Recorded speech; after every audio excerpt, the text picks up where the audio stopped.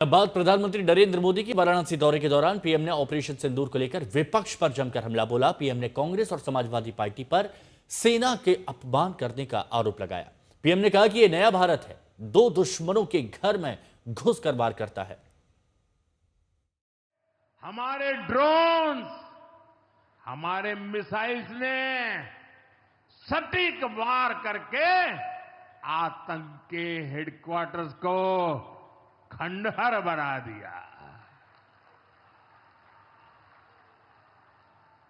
पाकिस्तान के कई सारे एयरबेस तो आज भी आईसीयू में पड़े हैं। पाकिस्तान दुखी है, ये तो सब कोई समझ सकता है, लेकिन पाकिस्तान का ये दुख कांग्रेस और सपा से सहन नहीं हो पा रहा। उधर आतंक का आकार होता है, इधर कांग्रेस सपा वाले आतंकियों की हालत को देखकर रोते हैं। कांग्रेस ने ऑपरेशन सिंदूर को तमाशा कहा है। आप मुझे बताइए, सिंदूर कभी भी तमाशा हो सकता है क्या? हो सकता है क्या? क्या सिंदूर को तमाशा कोई कह सकता है क्या? हमारी सेना का पराक्रम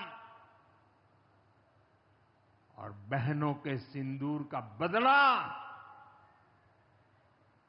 तमाशा कहने की ये हिम्मत, ये निर्लज्जता, सामने जब आतंक और अन्याय होता है तब हमारे महादेव रुद्र रूप धारण करते हैं।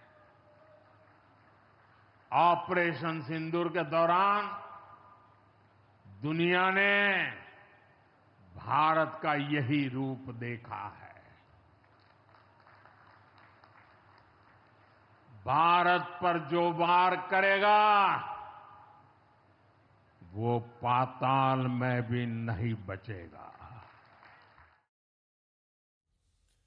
प्रधानमंत्री के संबोधन से पहले सीएम योगी ने अपनी बात रखी। इस दौरान सीएम योगी ने भी ऑपरेशन सिंदूर का जिक्र किया और कहा कि पूरी दुनिया ने भारत का पराक्रम देखा। पूरी दुनिया ने ऑपरेशन सिंदूर के माध्यम से भारत के सामर्थ्य और भारत की शक्ति का एहसास किया है।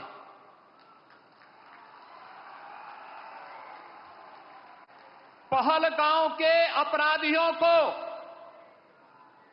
मिट्टी में मिला करके दुश्मन के घर में घुस करके उनका खात्मा करने का वादा भारत रखता है, नया भारत रखता है। ऑपरेशन सिंदूर के सफल क्रियान्वयन के उपरांत आदरणीय प्रधानमंत्री जी का यह आगमन आज काशी की धरती पर हुआ है।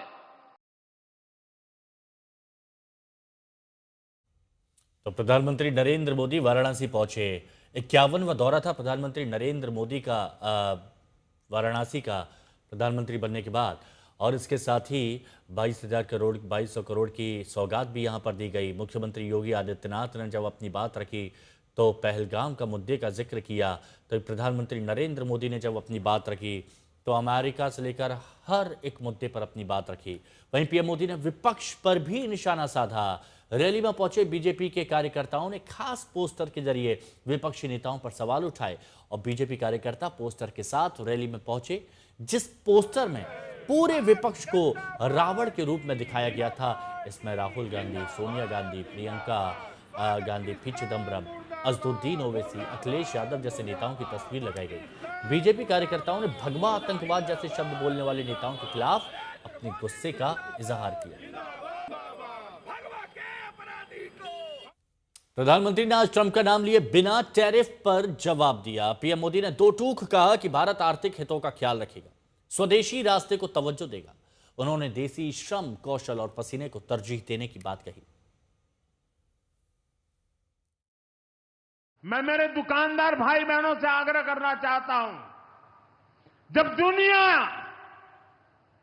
इस प्रकार से अस्थिरता के माहौल से गुजर रही है, तब हम भी, चाहे व्यापार हो, छोटी दुकान हो, कारोबार करते हो, अब हम हमारे यहां से सिर्फ और सिर्फ स्वदेशी माल ही बेचेंगे। साथियों, ये स्वदेशी माल बेचने का संकल्प भी देश की सच्ची सेवा होगा। आने वाले महीने त्योहारों के महीने हैं, दिवाली आएगी, बाद में शादियों के तो समय आएगा। हर पल अब स्वदेशी ही खरीदेंगे।